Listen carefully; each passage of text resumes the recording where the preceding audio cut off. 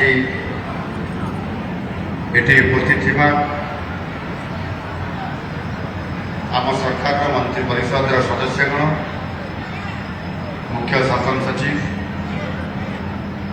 श्रीमती अनुगर उपस्थित वरिष्ठ अधिकारी वृंद प्रिय छात्र छात्रीगण योगप्रेमी ये उपस्थित समस्त भाई भौणी मैंने गणमाध्यम समस्त प्रतिनिधि वृंद समस्त नमस्कार सुप्रभात सुप्रभात। आज हूँ अंतर्जातीय योग दिवस। यही अवसर में समस्त मोर हार्दिक शुभेच्छा और अभिनंदन जनाऊँ। आज पवित्र और गौरवमय अवसर में एठारे उपस्थित समस्त योग साधक विशिष्ट अतिथि युवपीढ़ी क्रीड़ाविद मातृशक्ति छात्र छात्री और ओडावासी को पुणी आउ थे समस्त हार्दिक अभिनंदन और शुभेच्छा जनाऊँ। अंतर्जातीय योग दिवस केवल एक स्वतंत्र ये दिवस नुहे बरं यह स्वास्थ्य एवं मानसिक संतुलन आध्यात्मिक चेतना और सामाजिक समन्वयर एक विश्वव्यापी महोत्सव। यही दिवस साहित्य संस्कृति और जीवन दर्शन गौरवमय परंपरा सहित आम समस्त आगक अर्थात आम भविष्य को सुंदर रखापी आमको आगक ये प्रेरणा थाए। योग हूँ भारत प्राचीन ज्ञान परंपरार एक अमूल्य उपहार। हजार हजार वर्ष पूर्व आम मुनि ऋषि मैंने मानव जीवन सामग्रिक विकास जो जीवन दर्शन और साधना पद्धति आम पर पीढ़ी विकसित करते योग ताहार एक उज्जवल उदाहरण। यह केवल शरीर को सुस्थ रखार केवल उपाय नुहे केवल शारीरिक केवल खाली व्यायाम नुहे बरं मन बुद्धि चेतना और आत्मार संतुलन बजाय रखी सुस्थ जीवन यापन कर एक संपूर्ण विज्ञान। योग केवल एक व्यायाम कि केतक आसन मध्य यह केवल सीमित नुहे शारीरिक व्यायाम ठार यार स्थान बहु परे शारीरिक बौद्धिक मानसिक एवं आध्यात्मिकतार एक अपूर्व ये संगम योग। भारतीय संस्कृति और योगी परंपरार सृष्टि होते यह कौन सी निर्दिष्ट धर्म सहित केवे भी जोड़ी नहीं। शरीर आत्मा और चिंतन ये शक्ति को उद्बोधन करुवा ये योग आज जाति धर्म वर्ण निर्विशेष समस्त द्वारा संपूर्ण भाव आज विश्व दरबार में आदृत हो पारी। योग पूर्व मुख्यतः आम देश भितर सीमित होकर रही किंतु यशस्वी प्रधानमंत्री माननीय श्री नरेंद्र मोदी जी 2014 मे मासरे दायित्व ग्रहण कर मात्र 6 मास मध्य योग को सारा विश्व में परिचित कराइवाई से सर्वप्रथम मिलित जातिसंघ प्रस्ताव रखी। विश्वर 177 देशर समर्थन सहित यही प्रस्ताव गृहीत होता एवं 2014 डिसेम्बर मास 11 तारिख में जातिसंघ प्रति वर्ष जून मास 21 तारिख को अंतर्जातीय योग दिवस भाव ग्रहण करने घोषणा करता। यह भारत सांस्कृतिक ऐतिह्यर विश्वस्तरीय स्वीकृतिर एक ऐतिहासिक उदाहरण। आज पृथ्वी प्राय सब देश में कोटी कोटी लोक आग्रह और उत्साह सहित योग को निज जीवन अंश भाव आज समय ग्रहण कर प्रत्येक भारतीय अत्यंत गर्व एवं गौरवर विषय। माननीय प्रधानमंत्री सर्वदा कहते योग केवल व्यायाम नुहे यह जीवन एक पूर्ण दर्शन जहाँ मनुष्य को निज समाज एवं प्रकृति ये जोड़िଥାଏ ମୁଁ ଅତ୍ୟନ୍ତ ଆନନ୍ଦିତ ଯେ ଆଜି ଓଡ଼ିଶାର ସମସ୍ତ ଜିଲ୍ଲାରେ ଲକ୍ଷ ଲକ୍ଷ ଲୋକ ଏହି ଯୋଗ ଦିବସ ପାଳନରେ ସାମିଲ ହୋଇଛନ୍ତି ଏବଂ ଆଜି ମଧ୍ୟ ଆମର ଏହି କଳିଙ୍ଗ ଷ୍ଟାଡିୟମରେ ଏ ପବିତ୍ର ଅବସରରେ ପ୍ରାୟ 15,000ରୁ ଅଧିକ ଆମେ ସମସ୍ତେ ଯୋଗ ପ୍ରେମୀ ଏବଂ ଏଠି ପ୍ରାୟ ଏ ଭୁବନେଶ୍ୱରର ସମସ୍ତ ପ୍ରଶାସନିକ ଅଧିକାରୀ ଆମ ମନ୍ତ୍ରୀ ପରିଷଦର ସଦସ୍ୟ ମାନବ ସାଂସଦ ବିଧାୟକଗଣ ପୂର୍ବତନ ସାଂସଦ ବିଧାୟକଗଣ ଏବଂ ଏଠି ଘଟିଥିବା ବିଭିନ୍ନ ଏନଜିଓ ସହିତ ଯୋଡ଼ି ଦେଇଥିବା ଏବଂ ବିଶେଷ କରି ଭୁବନେଶ୍ୱରବାସୀ ଯେଉଁମାନେ ନିୟମିତ ଭାବରେ ବିଭିନ୍ନ ସ୍ଥାନରେ ପାର୍କରେ ବିଭିନ୍ନ ଜାଗାରେ ଯେଉଁମାନେ ଯୋଗ କରୁଛନ୍ତି ଆଜି ସମସ୍ତେ ଆଜି ଆମ ସରକାରଙ୍କର ଏ ତରଫରୁ ଯେତେବେଳେ ଆପଣମାନଙ୍କୁ ନିମନ୍ତ୍ରଣ କରାଗଲା ଆପଣମାନେ ସମସ୍ତେ ସହୃଦୟ ସହିତ ଏଠି ଆସି ଉପସ୍ଥିତ ହୋଇକି ଏକ ସାମୂହିକ ଇ ଅନ୍ତର୍ଜାତୀୟ ଯୋଗ ଦିବସ ଅବସରରେ କାର୍ଯ୍ୟକ୍ରମରେ ସାମିଲ ହେବା ଏହା ନିଶ୍ଚିତ ଭାବରେ ଅତ୍ୟନ୍ତ ଇଏ ଆନନ୍ଦର ବିଷୟ। ଇଏ କୌଣସି ସହରାଞ୍ଚଳ ହେଉ କିମ୍ବା ଗ୍ରାମାଞ୍ଚଳ ହେଉ ଶିକ୍ଷାନୁଷ୍ଠାନ ହେଉ କିମ୍ବା କ୍ରୀଡ଼ାନୁଷ୍ଠାନ ହେଉ ସରକାରୀ କାର୍ଯ୍ୟାଳୟ ହେଉ କିମ୍ବା ସାମାଜିକ ଅନୁଷ୍ଠାନ ସବୁଠାରେ ଯୋଗ ପ୍ରତି ଲୋକଙ୍କର ଅପୂର୍ବ ଆଗ୍ରହ ଏବଂ ଉତ୍ସାହ ଦେଖିବା ପାଇଁ ମିଳୁଛି ଏବଂ ଧୀରେ ଧୀରେ ଯୋଗ ପ୍ରତି ଲୋକଙ୍କର ଭାବନା ଏବଂ ଏହାକୁ ନିଜ ଜୀବନର ଅଂଶ ଭାବେ ଗ୍ରହଣ କରିବା ପାଇଁ ସମସ୍ତେ ପ୍ରସ୍ତୁତ ହେଉଛନ୍ତି ଏବଂ ଆଜିର ଯେଉଁ ସମସ୍ୟା ବହୁଳ ତଥା ଆମେ ଯେଭଳି ଭାବରେ ଏକ ବ୍ୟସ୍ତମୟ ଜୀବନଯାପନ ଭିତରେ ନିଜ ଶରୀରକୁ କରିବା ଅବହେଳା କରିବା ଏବଂ ଆମେ ରୋଗକୁ ନିମନ୍ତ୍ରଣ କରିବା ଭଳି ଅନେକ ଯେଉଁ ଗୋଟାଏ ସିଷ୍ଟମ ଦେଇକି ଯାଉଛନ୍ତି ତାହା ଆମକୁ ଅତିଷ୍ଠ କରିଦେଉଛି ବା ରୋଗ ଭିତରକୁ ଆମକୁ ଟାଣି ନେଇ ଯାଉଛି। ଏଭଳି ଅବସରରେ ଆମେ ସମସ୍ତେ ଅପୂର୍ବ ଆଗ୍ରହ ଏବଂ ଉତ୍ସାହ ସହିତ ଆପଣମାନେ ଆଜି ଏ ଯୋଗରେ ଯୋଗ ଦେବା ଏବଂ ଏ କାର୍ଯ୍ୟକ୍ରମରେ ସାମିଲ ହେବା ସହିତ ତାକୁ ନିୟମିତତା ଭାବରେ ବଜାୟ ରଖିବା ଏ କାମକୁ ଆମେ ସମସ୍ତେ କରିବା ଉଚିତ।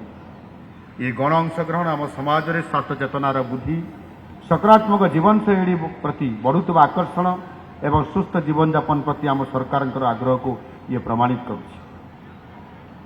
ଚଳିତ ବର୍ଷର ଅନ୍ତର୍ଜାତୀୟ ଯୋଗ ଦିବସର ଥିମ୍ ହେଉଛି ଯୋଗ ଫର୍ ହେଲ୍ଦି ଏଜିଂ ବା ନିରୋଗ ଓ ସୁସ୍ଥ ଜୀବନ ପାଇଁ ଯୋଗ। ଆମର ପବିତ୍ର ଗ୍ରନ୍ଥ ଭାଗବତରେ ଲେଖା ଅଛି ମର୍ତ୍ତ ମଣ୍ଡଳୀ ଦେହ ବହି ଦେବତା ହେଲେ ବି ମରଇ। ତେଣୁ ଯେକୌଣସି ପ୍ରାଣୀ ଜନ୍ମ ହେଲେ ତାର ମୃତ୍ୟୁ ତ ସୁନିଶ୍ଚିତ ଅଛି କିନ୍ତୁ ଜନ୍ମ ଓ ମୃତ୍ୟୁର ସନ୍ଧିକ୍ଷଣ ହେଉଛି ଯେଉଁ ସମୟ ଆମ ପାଖରେ ଅଛି ତାହା ହେଉଛି ଆମର ଜୀବନ। ତା ସହିତ ବୟସ ବଢ଼ିବା ସଙ୍ଗେ ସଙ୍ଗେ ଶରୀର ଦୁର୍ବଳ ହେବା ଏବଂ ରୋଗଗ୍ରସ୍ତ ହେବା ଏବଂ ରୋଗର ଆଶଙ୍କା ମଧ୍ୟ ବୃଦ୍ଧି ହେବା ଇଏ ଗୋଟିଏ ସ୍ୱାଭାବିକ ପ୍ରକ୍ରିୟା। ତେଣୁ ଆମ ଜୀବନର ସୁସ୍ଥ ରହିବା ହେଉଛି ଆମ ଜୀବନର ବଡ଼ ସାର୍ଥକତା। ନହେଲେ ସାରା ଜୀବନ ଆମର ବ୍ୟର୍ଥ ହୋଇଯିବ ଏବଂ ମୂଲ୍ୟହୀନ ମଧ୍ୟ ହୋଇଯିବ। ସେଥିପାଇଁ ଆମ ସମସ୍ତଙ୍କୁ ନିଜ ସ୍ୱାସ୍ଥ୍ୟ ବିଷୟରେ ସଚେତନ ହେବାକୁ ପଡ଼ିବ ଏବଂ ସୁସ୍ଥ ରହିବାକୁ ନିୟମିତ ଭାବରେ ଆମେ ଉଦ୍ୟମ କରିବା ପାଇଁ ପଡ଼ିବ। ରୋଗ ହେଲେ ଚିକିତ୍ସା ପାଇଁ ଅନେକ ପଦ୍ଧତି ରହିଛି କିନ୍ତୁ ନିରୋଗ ଜୀବନଯାପନ ପାଇଁ ଆମର ପ୍ରଚେଷ୍ଟା ଇଏ ସବୁବେଳେ ଜାରି ରହିବା ଉଚିତ। ମେଡିସିନ ଅଛି, ଡାକ୍ତର ଅଛନ୍ତି, ବୈଦ୍ୟ ବି ଅଛନ୍ତି ଏବଂ ସେମାନେ ଅଛନ୍ତି ବୋଲି ରୋଗକୁ ନିୟନ୍ତ୍ରଣ କରିବାର ସବୁଠାରୁ ବଡ଼ ବୁଦ୍ଧିମାନର କାମ ହେଉଛି ଯୋଗ। ଏଣୁ ସୁସ୍ଥ ଜୀବନଯାପନ ପାଇଁ ଆମେ ପ୍ରତିଦିନ କିଛି ନା କିଛି ଉଦ୍ୟମ କରିବା ଆବଶ୍ୟକ। ଏଥିପାଇଁ ଯୋଗ, ଧ୍ୟାନ, ପ୍ରାଣାୟାମ, ଆୟୁର୍ବେଦର ମହତ୍ତ୍ୱପୂର୍ଣ୍ଣ ଭୂମିକା ରହିଛି। ଆମେ ଯଦି ନିୟମିତ ଭାବେ ଏଗୁଡ଼ିକ ପାଳନ କରିବା ପାଇଁ ପ୍ରତିଦିନ ଆମେ କିଛି ସମୟ ଦେଇପାରିବା, ଗୋଟିଏ ଘଣ୍ଟା ହୋଇପାରେ, ଅଧଘଣ୍ଟା ହୋଇପାରେ, 20 ମିନିଟ୍ ବି ହୋଇପାରେ, ଆମେ ନିଶ୍ଚୟ ସୁସ୍ଥ ଜୀବନଯାପନ କରିବା ପାଇଁ ଆଗକୁ ଆଗକୁ ବଢ଼ିବା ଏବଂ ଆମ ଜୀବନକୁ ସରସ ସୁନ୍ଦର କରି ଗଢ଼ି ତୋଳିପାରିବା। ଆଜିର ଏହି ବିଷୟବସ୍ତୁ ଆମ ସମସ୍ତଙ୍କର ପାଇଁ ଅତ୍ୟନ୍ତ ପ୍ରାସଙ୍ଗିକ କାରଣ ଯୋଗ ସମସ୍ତଙ୍କ ପାଇଁ। ଏହାର କୌଣସି ବୟସ ସୀମା ନାହିଁ, କୌଣସି ଧର୍ମ କିମ୍ବା ଜାତିର ସୀମା ନାହିଁ। ଶିଶୁ, ଯୁବକ, ମହିଳା, ବୟୋଜ୍ୟେଷ୍ଠ ସମସ୍ତେ ଅର୍ଥାତ୍ ସବୁ ବୟସର ବ୍ୟକ୍ତି ଯୋଗର ଲାଭ ନେଇପାରିବେ, ନିୟମିତ ଭାବରେ ଯୋଗ କରିପାରିବେ। ଆପଣଙ୍କୁ ଜଣେ ଫିଟନେସ୍ ବିଶେଷଜ୍ଞ ହେବା ଦରକାର ନାହିଁ।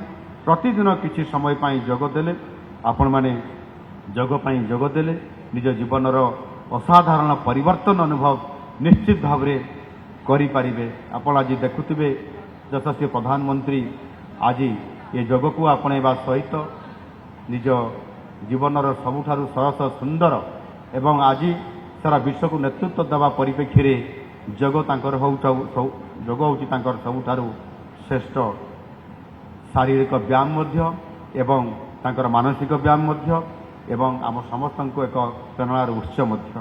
ବିଶ୍ୱର ବୟସ୍କଙ୍କର ସଂଖ୍ୟା ଯେତେବେଳେ ବୃଦ୍ଧି ପାଉଛି ନିରୋଗ ସୁସ୍ଥ ଭାବରେ ଜୀବନ ବିତାଇବା ଏକ ବଡ଼ ଆହ୍ୱାନ ଭାବେ ଆଜି ଆମ ସାମ୍ନାରେ ଛିଡ଼ା ହୋଇଛି। ବୟସ ବଢ଼ିବା ସହିତ ରକ୍ତଚାପ, ମଧୁମେହ, ହୃଦରୋଗ, ଗଣ୍ଠିପାତ, ନିଦ୍ରାହୀନତା, ଚିନ୍ତା ଏବଂ ଏକାକୀପଣ ପରି ଅନେକ ଶାରୀରିକ ଏବଂ ମାନସିକ ସମସ୍ୟା ଆମ ବୟୋଜ୍ୟେଷ୍ଠ ନାଗରିକମାନଙ୍କର ଜୀବନକୁ ଆଜି ପ୍ରଭାବିତ କରୁଛି। ତେବେ ଯୋଗ ଏହି ସମସ୍ତ ସମସ୍ୟାର ଏକ ସ୍ୱାଭାବିକ ଏବଂ ପ୍ରଭାବଶାଳୀ ସମାଧାନ ପ୍ରଦାନ କରିବାରେ ନିଶ୍ଚିତ ଭାବରେ ଇଏ ସହାୟକ ହେଉଛି। ମୁଁ ବିଶେଷ ଭାବରେ ଆମ ବୟୋଜ୍ୟେଷ୍ଠ ନାଗରିକମାନଙ୍କୁ ଅନୁରୋଧ କରିବି ଯେ ସେମାନେ ନିୟମିତ ଭାବେ ଯୋଗ ଏବଂ ପ୍ରାଣାୟାମକୁ ନିଜ ଜୀବନର ଅଂଶ ଭାବେ ଗ୍ରହଣ କରନ୍ତୁ। ସେମାନଙ୍କର ଅଭିଜ୍ଞତା, ଜ୍ଞାନ, ଆଶୀର୍ବାଦ ଆମ ସମାଜର ଇଏ ହେଉଛି ଅମୂଲ୍ୟ ସମ୍ପଦ। ସେମାନଙ୍କର ସୁସ୍ଥତା ହିଁ ସମାଜ ପାଇଁ ଅତ୍ୟନ୍ତ ଆବଶ୍ୟକ। ଆମର ଯୁବବର୍ଗମାନଙ୍କୁ ମୁଁ କହିବାକୁ ଚାହେଁ, ଆପଣମାନେ ହିଁ ଓଡ଼ିଶାର ଭବିଷ୍ୟତ। ଆପଣମାନଙ୍କର ଶକ୍ତି, ସୃଜନଶୀଳତା ଓ ସାମର୍ଥ୍ୟ ଉପରେ ଆମ ରାଜ୍ୟର ଉନ୍ନତି ଏବଂ ସମୃଦ୍ଧ ଓଡ଼ିଶା ତଥା ବିକଶିତ ଭାରତ ନିର୍ଭର କରେ।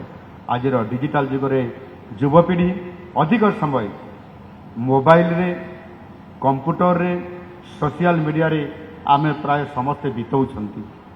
ଏହା ଶାରୀରିକ କ୍ରିୟାକଳାପକୁ କମାଇବା ସହ ମାନସିକ ଚାପ ଇଏ ନିଶ୍ଚିତ ଭାବରେ ସୃଷ୍ଟି କରୁଛି ଓ ଶରୀରରେ ଅସନ୍ତୁଳିତ ବଢ଼ାଉଛି। ଏଭଳି ପରିସ୍ଥିତି ଯୋଗ ଆପଣଙ୍କର ପାଇଁ ଏକ ଅମୂଲ୍ୟ ସାଥୀ ନିଶ୍ଚିତ ଭାବରେ ହେଇପାରେ। ମୁଁ ଚାହେଁ ଯେ ଓଡ଼ିଶାର ପ୍ରତ୍ୟେକ ଯୁବକ ଯୁବତୀ ଏବଂ ଛାତ୍ରଛାତ୍ରୀମାନେ ପ୍ରତିଦିନ ଅତି କମରେ 20ରୁ 30 ମିନିଟ୍ ପାଇଁ ସମୟ ବାହାର କରନ୍ତୁ ଏବଂ ନିୟମିତ ବିଭିନ୍ନ ସ୍ଥାନରେ ଘରେ ହେଉ, ବାହାରେ ହେଉ, ପାର୍କରେ ହେଉ, ଖେଳ ପଡ଼ିଆରେ ହେଉ, ଷ୍ଟାଡିୟମରେ ହେଉ ଆପଣମାନେ ଯୋଗାଭ୍ୟାସ କରନ୍ତୁ। ଏହା ଆପଣଙ୍କ ଜୀବନରେ ନୂତନ ଶକ୍ତି, ଉତ୍ସାହ ଏବଂ ଆତ୍ମବିଶ୍ୱାସ ଭରିଦେବ ଏବଂ ଆପଣଙ୍କର ପାଇଁ ସଫଳତା ଆଣିବାରେ ଇଏ ନିଶ୍ଚିତ ଭାବରେ ମାର୍ଗଦର୍ଶନ ଦେଇପାରିବ। ଓଡ଼ିଶାରେ ଯୋଗର ପ୍ରସାର ପ୍ରଚାର ପାଇଁ ଆମ ସରକାର ବଦ୍ଧପରିକର। ଆୟୁଷ ମନ୍ତ୍ରଣାଳୟ ପକ୍ଷରୁ ଜଟଣୀର ବିଞ୍ଝଗିରିଠାରେ 20 ଏକର ବିଶିଷ୍ଟ ଅଞ୍ଚଳରେ ଏକ ଅତ୍ୟାଧୁନିକ ଯୋଗ ଏବଂ ନେଚୁରୋପାଥି ଅନୁଷ୍ଠାନ ମଧ୍ୟ ଆମ ସରକାର ନିର୍ମାଣ କରୁଛନ୍ତି। ପ୍ରଧାନମନ୍ତ୍ରୀ ମୋଦିଜୀ ଏହାର ଶିଳାନ୍ୟାସ କରିଥିଲେ। ଆୟୁଷ ସ୍ୱାସ୍ଥ୍ୟ ସେବା ବ୍ୟବସ୍ଥାକୁ ସୁଦୃଢ଼ କରିବା ପାଇଁ ଆମ ସରକାର ଗଜପତି, ମାଲକାନଗିରି ଏବଂ ରାୟଗଡ଼ାରେ 3ଟି ନୂଆ ଆୟୁର୍ବେଦିକ ମେଡିକାଲ କଲେଜ କରିବା ପାଇଁ ନିଷ୍ପତ୍ତି ନେଇଛନ୍ତି।